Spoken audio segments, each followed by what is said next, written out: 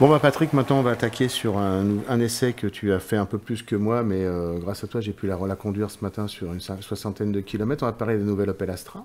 Ah oui, super Hein. modèle, ouais. Donc c'est le Très modèle 1,6 agréable en litre surprise.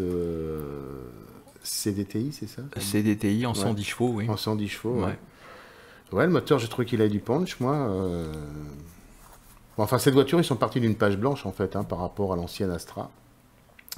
Ils ont gagné jusqu'à 200 kilos sur la voiture, Oui. par rapport à l'ancienne.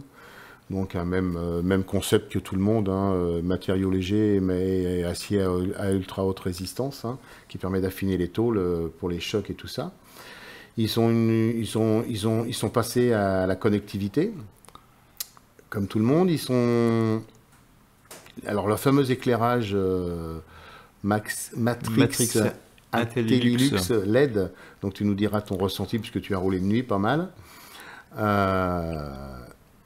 Donc cette genèse de voiture remonte à la cadette en fait depuis 1936. 11e génération. Oui, et quelle évolution. Bah oui, depuis 1936 évolution. heureusement. Non, je déconne. Ouais, c'était la pointe d'humour. Ouais. Donc ils en sont à 24 millions de compacts Ouais, cadette si, et si, Astra ouais, depuis ça. 1936, ce qui est quand même pas mal. Hein. C'est même très très bien, je pense qu'ils peuvent être fiers d'eux. Et Et elle a failli ne jamais sortir, oui, quand on y pense. bah oui. Parce qu'il n'y a pas très longtemps que la santé d'Opel n'était pas florissante. Tout à fait. Donc, Tout à fait. saluons le gros retour d'Opel. Voilà, c'est bien, c'est bien, c'est bien. Ils nous ont même présenté au Salon de Genève un avant-goût de ce qui pourrait être une Opel GT bis un jour. J'espère que ça verra le jour parce qu'elle a des lignes rondes comme on aime bien. Voilà. Voilà. Et bon, bah, cette voiture, bon, moi je vais te dire vite fait mon ressenti. Hein. Bon, j'ai trouvé le moteur très vivace. Des pneus un peu trop larges à mon goût. Parce que ça fait une résistance. Ça fait, malheureusement, les pneus larges font une résonance dans la caisse. Qui est, Mais ça lui procure une tenue de cap et une tenue de route sans oui, d'accord, mais. Mine de rien, elle est très très agréable. Ah oui, à j'ai conduire. trouvé très agréable à conduire, Très, mais très j'ai agréable. trouvé que Un bon c'est dommage compromis. d'avoir des roues aussi larges, parce que ça fait une résonance dans la caisse quand même, comme toutes ces voitures qui ont des roues hyper larges. Oui, puis il faut savoir qu'au niveau de changement, de renouvellement de pneumatique, l'addition est un peu, Ça doit faire mal. un peu salée. Hein. Ça Mais va bon, faire ça, très mal. quand Mais on bon, aime, on ne compte pas. quand on aime, on ne compte pas, tout à fait. Ça, et puis les bourdonnements moteurs sur les démarrages, je trouve, mais ça c'est spécifique à pratiquement toutes les voitures allemandes. Voilà. Donc les C'est le motorisations. passage du Rhin, ça. C'est quand Ouais, c'est ça. Voilà, ça. Mais sinon, très agréable. Le volant au toucher, un bon toucher de route en direction, j'ai trouvé ça très sympa. Et un volant qui est très agréable au toucher, puisqu'il a un beau revêtement en cuir, il a un beau design, il est vraiment très sympa. Donc les puissances, ça commence à 95 chevaux, 70 kW, jusqu'à 147 kW, 200 chevaux en essence. Et ça commence à faire, oui. Ça commence à puis causer. quelques moteurs qui sont très volontaires avec des chevaux, ce qu'on appelle des chevaux vitaminés. Donc ils ont sous le capot un 3 cylindres 1 litre Ecotec, direction injection directe turbo, essence de 77 kW et qui fait 105 chevaux. Tout ça accouplé à une boîte robotisée, et il fait 96 grammes de CO2. Pour ce genre de voiture, sur un moteur essence, c'est pas mal. Maintenant, on va finir par arrêter d'en parler parce que ça va bientôt changer ce truc-là, grâce au Dieselgate. Oui, puis ça sert pas à grand chose. Voilà. Il faut être raisonnable, je veux dire, c'est pas. Faut arrêter de faire la course au gramme. Ouais. Je veux dire, voilà, il y a tellement, Après, il y a tellement de facteurs. C'est pas trop représentatif. Il y a tellement de facteurs extérieurs qui donnent la vérité vraie sur les consommations Ouais, mais et alors moi, je me suis amusé à le faire, tu connais. voilà. Moi, Bah, bien sûr. Moi, je me suis amusé à le faire. On va parler du grammage en général, hein, ça n'a rien à voir avec Opel. J'ai essayé de le faire sur des voitures que l'on m'a prêtées pendant une semaine et je me suis amusé sur le même parcours, hein, un parcours où il y a un petit peu d'autoroute, un peu d'autoroute et on va dire 30% d'autoroute et 70% de route départementale. Pour arriver à faire les consommations annoncées, il faut vraiment adapter une conduite plus que pépère. Pédale douce, être constamment en train de regarder sa consommation pour limiter le truc, et c'est plus agréable de conduire comme ça, quoi. Mais si on veut y arriver, on se rapproche, à 0,2, 0,3 litres près, on se rapproche. Mais ça nous apporte une conduite qui est vraiment une conduite... on se fait doubler, klaxonner par tout le monde, enfin c'est un truc infernal, quoi. Donc j'espère qu'ils vont nous pondre quelque chose qui sera plus proche de la réalité. Voilà. Bon, en même temps, tant que les consommateurs, les acheteurs et les clients chercheront l'écologie à tout va, je veux dire, ça donnera ça. Hein. Oui, tout à fait. Les constructeurs ne répondent qu'à une demande de clientèle. Une demande de clientèle. Ça, on est bien d'accord. Avis aux consommateurs, soyez raisonnables. Donc ils inaugurent aussi un nouveau moteur qui est le 1,4 litre Ecotect, direct injection turbo, 4 cylindres, qui fait 125 chevaux, 92 kW.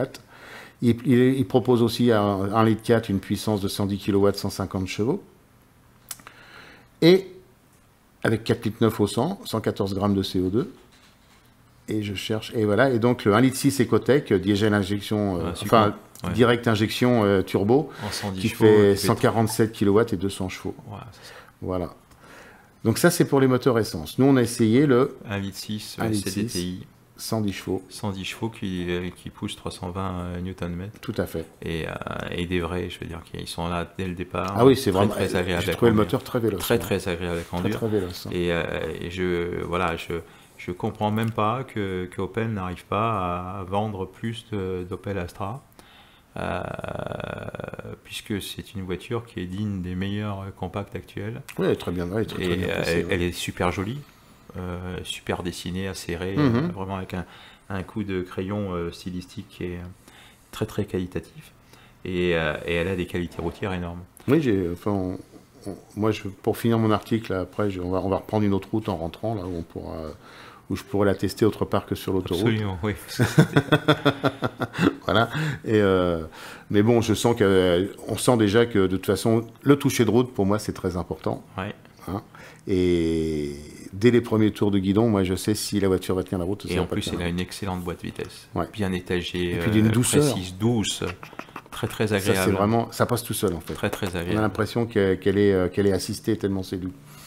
Voilà, donc elle gagne 200 kg, on reviendra pas là-dessus. 77 kg de moins sur la coque, tout le reste c'est sur les accessoires et les équipements de la voiture. Alors toi qui as fait beaucoup de kilomètres avec là. Oui. Je trouve que c'est une voiture qui est saine. Alors, j'ai mis un bémol. Et là, j'ai mis un bémol sur le dessin des sièges, qui sont inconfortables. C'est trop dur. Et trop dur. Sans grand maintien latéral. Ouais, j'ai remarqué ça et donc, Donc, ça, c'est un problème parce que, bon, ils avancent sur leur argumentaire. Opel avance ses sièges. Et moi, j'invite les acheteurs potentiels à essayer la voiture parce que ce n'est qu'un avis. Oui, tout à fait. Mais par contre, je les invite à être sensibilisés sur ce point. Parce qu'une fois que la voiture est achetée, évidemment, on subit les sièges derrière. Tu sais, après pour un constructeur, il y a deux solutions pour pas que les gens utilisent la voiture au maximum de ses possibilités.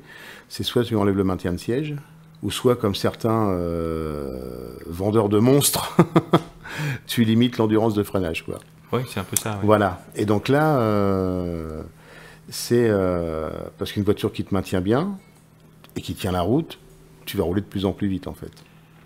Mais quand tu commences à trop bouger dans le siège, tu peux plus tenir la voiture. Donc tu vois ce que je veux dire, donc là, on bouge un peu trop. Voilà. Oui, j'ai remarqué tout de suite en montant dedans qu'il n'y avait pas assez de retour. J'ai trouvé les sièges très fins. C'est dommage d'avoir une si belle voiture avec des sièges aussi. Mais ça peut faire partie aussi pour gain de poids de la voiture. Oui, mais un siège, c'est lourd. À un moment, il faut être raisonnable. Un siège, c'est lourd. Donc là, ils étaient cuir et cuir retourné. Donc c'est vraiment très agréable aussi, ça. Mais c'est pratiquement le seul gros défaut de la voiture. Ouais. Et le reste, moi je dis, c'est un petit sans faute à ce niveau-là. Même au niveau tarifaire, bon, on en parlera tout à l'heure. Ça commence à 20 300. Voilà, bon, ça, on peut toujours dire que. Mais dans cette gamme de produits, c'est comme ça. D'accord. Bon, bah écoute, on a déjà un premier aperçu. Toi, tu vas bientôt mettre ton article en ligne. Moi, je le mettrai un petit peu plus tard. Voilà. Et puis... Bah écoutez, allez faire un petit tour, c'est vrai que cette auto est jolie, elle a un beau look, elle est pas très haute, donc ce qui permet, ce qui favorise les consommations. Elle a ces fameux éclairages là, donc. Oui, ça c'est génial, c'est assez génial comme système. En fait, on est en plein phare tout le temps. On est en plein phare tout le temps, c'est auto-adaptatif, donc ça croise. Il y a la caméra qui chope les phares de la voiture en face et qui éteint des LED. En fonction de la position des feux qui est en face. La puissance et la fonction du faisceau ressenti. D'accord, donc régulateur de vitesse avec. Et puis il y a OnStar. Enfin, le OnStar pour l'arrêt au feu rouge. C'est comme la pub, ça, c'est OnStar. Ouais. Après, On appelle ça du marketing, mon cher Pierre. Après, non, ça c'est surtout pour les bons à rouleau, pour les grammages de CO2. Hein, parce que, en fonction de l'utilisation de la voiture, on peut... alors ça c'est pour tout constructeur, hein, c'est pour tout constructeur. En fonction d'une certaine utilisation, le OnStar peut faire consommer plus la voiture, il faut le savoir. Bien sûr. Parce qu'il faut arrêter minimum 15 secondes pour commencer à gagner du gain de carburant. D'accord. Il y a une raison à tout. Voilà, tout à fait. Bah, écoutez, voilà, hein, donc il ne nous reste plus qu'à boucler cet essai-là, et puis vous nous retrouvez sur moteurmagweb.fr ou sur LMA.news. LMA.news. Voilà. Merci de votre écoute.